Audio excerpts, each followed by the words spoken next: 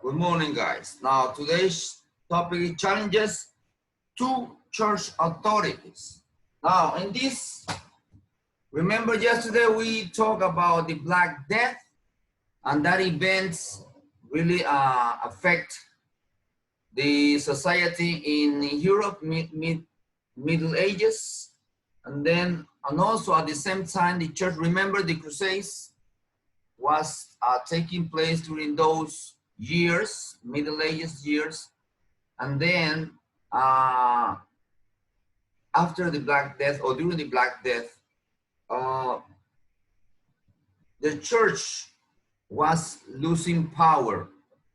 So the church decided to do something in order to recover that power, and then the king and the pope, they decide to establish this institution, and it's called the Inquisition. So everybody who was against the church or their philosophy or their beliefs, it would be considered as a threat to the church. So they will send that person to a jury, and they will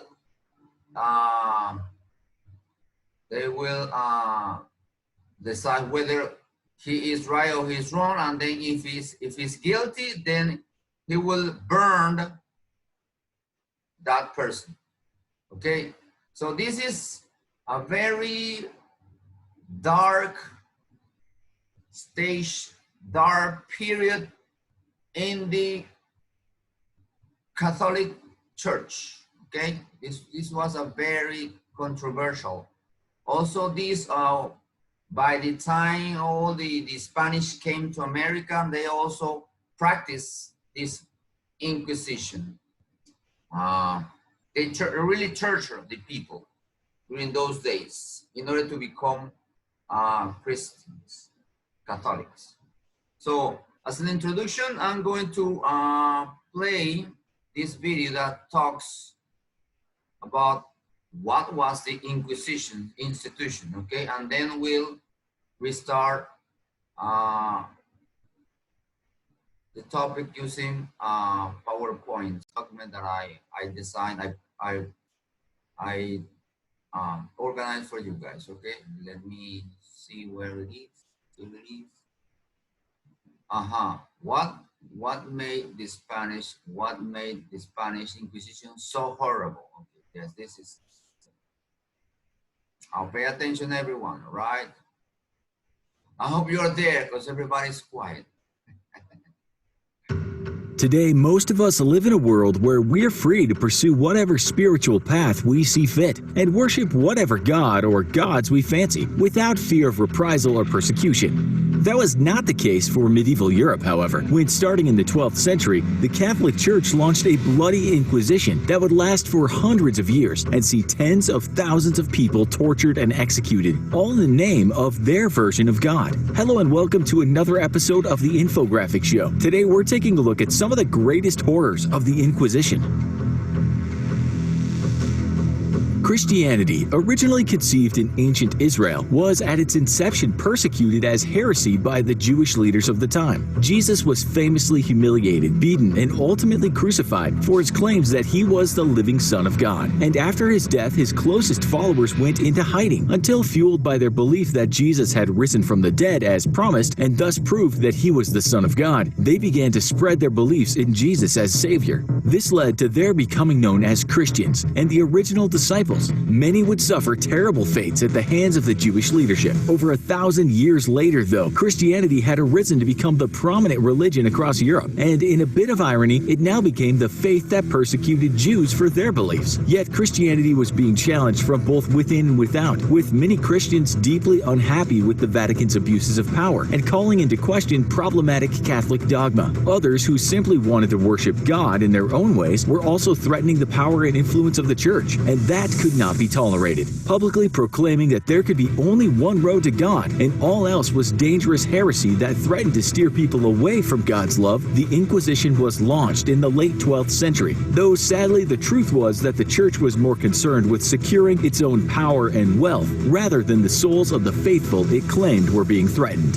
The inquisitors were specially trained priests who were instructed in the art of discovering heresy and rooting it out, then extracting penance and confessions from heretics, almost always through torture.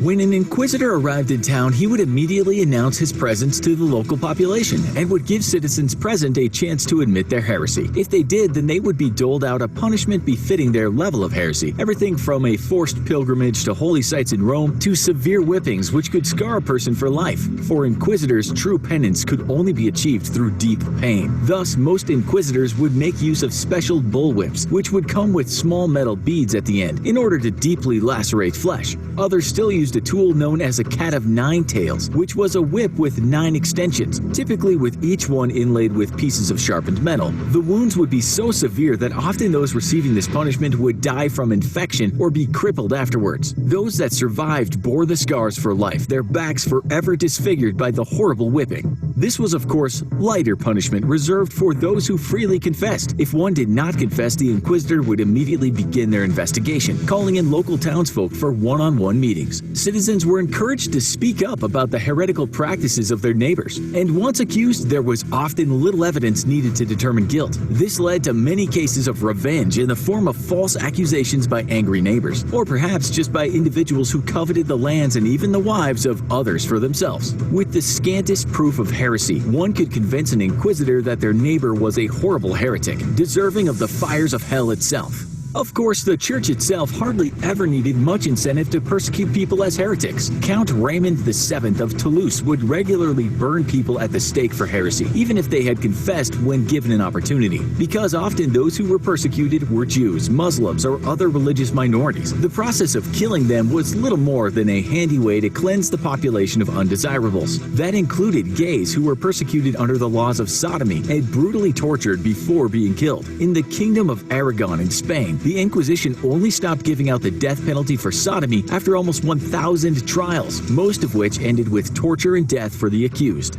Diego Rodriguez Lucero, an inquisitor named the Bringer of Darkness, operated from 1499 to 1506 and routinely used the power of his position for self-gain. Once, he sent an innocent man named Julian Trigueros to burn at the stake so that he could take the man's wife for himself after his death. And later, when he desired one of his many mistresses for himself, he sent her husband and parents to burn at the stake. Nobody was safe from Lucero, and in 1 year, 1506, he handed out 100 death sentences. Eventually, the Marquis of Cordoba sent his army to attack Lucero's prison and set all inside of it free. Unfortunately, Lucero escaped, but he was so hated and thoroughly corrupt that the Grand Inquisitor in Rome had him arrested 2 years later, because trying Lucero for corruption would be the Catholic Church as the pot calling the kettle black. Lucero was quickly released, and in a frustrating lack of karmic justice would die peacefully in Seville that same year. For the Inquisitor, extracting confessions was paramount, and it mattered little whether they were real or false. Inevitably, the accused would face one of many different forms of punishment, which weren't meant to actually punish the individual, but rather to just get them to confess. One of the preferred methods of exacting confessions was called strappado. In this form of torture, an individual would have their hands tied behind their back and the rope attached to a pulley. They were then raised so that they would hang from their arms, which would inevitably lead to the shoulders being pulled out of their sockets. Often, the inquisitor would raise the victim up high and suddenly drop them before catching their fall, forcing the body to jerk violently. As if this wasn't enough, weights would often be tied to the person's feet to make the hanging even more painful.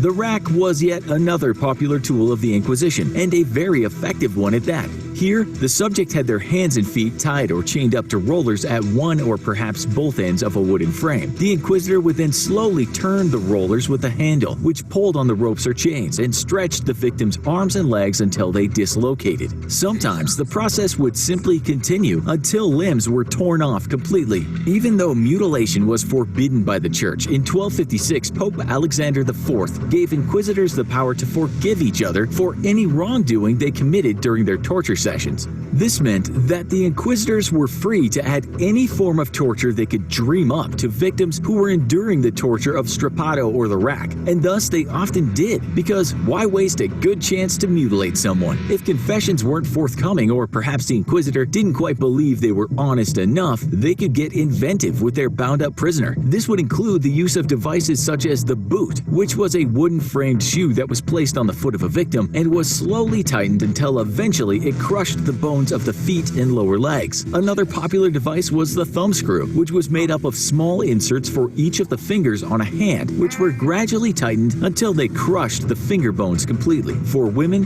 one of the most horrific implements of torture was known as the breast ripper, which was nothing more than a prong-like iron device which would be heated in a fire and then affixed over each breast, with the inquisitor violently ripping away the breast tissue until there was little more left than a mass of cauterized tissue. All of these were things the victims would suffer, along with their normal torture, and designed to not just extract confessions, but ensure that the guilty would be forever marked by the ordeal. The Judas chair was number 3 of the top 3 torture devices used by the Inquisition, and consisted of a pyramid-like seat with a sharpened point at the top, upon which the accused sat.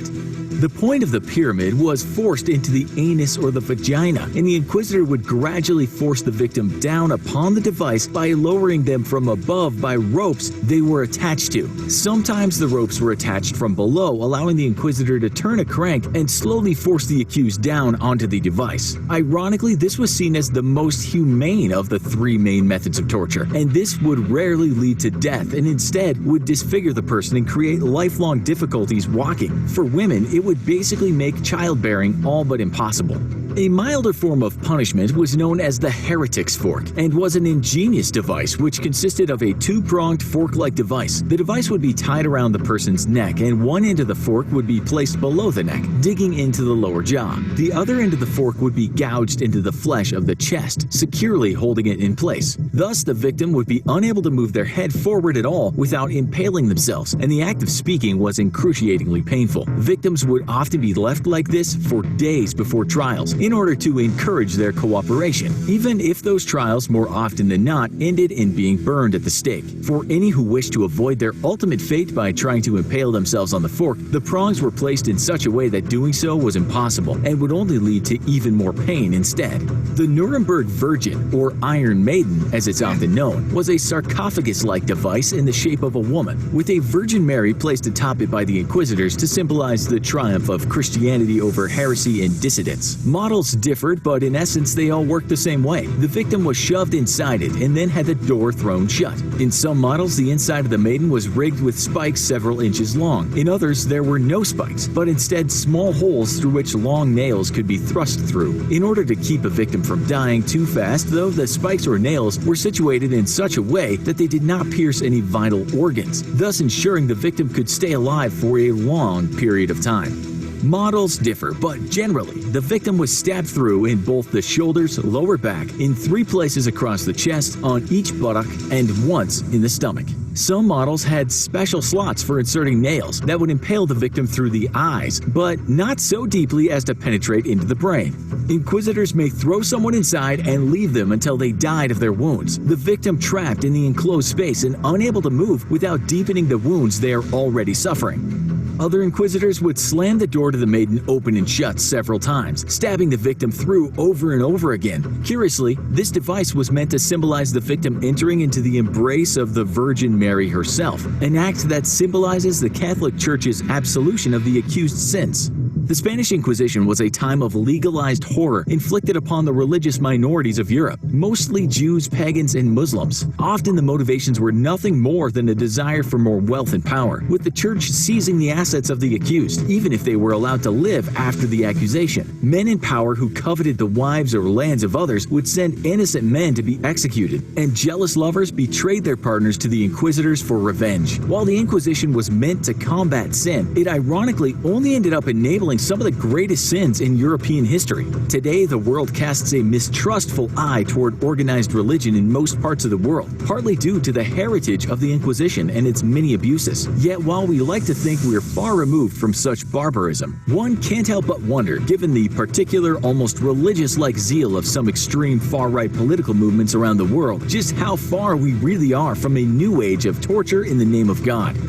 One also can't help but wonder how those faithful to a Christ who endured horrible torture would imagine that he would be okay with them inflicting the same on others in his name. Found this video interesting? Check out our other video titled "What Happens When You Die." See. As you see, guys, this period was a very, very dark period in the Catholic Church. They only want to do, try to, sometimes, you know, people, when they were submitted to this kind of torture, in order to say that they were, what's the word? Here, what's the word? The word is, hereje, but the English, heresy. It means that they don't follow the Catholic Church. So they try to convince them that they were wrong. And because this kind of torture were so painful, they submit, you know, they say, okay, yes, I am guilty, I'm guilty. And they send this guy or this girl or this woman to fire, to be burned. So this was very, very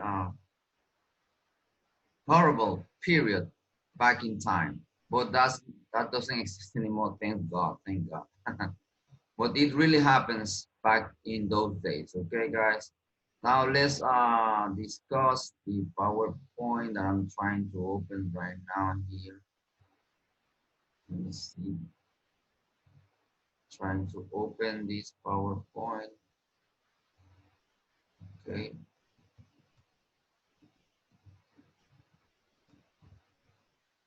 Okay, guys. Now I just received yesterday. I just received the announcement that you are going to have a test next week.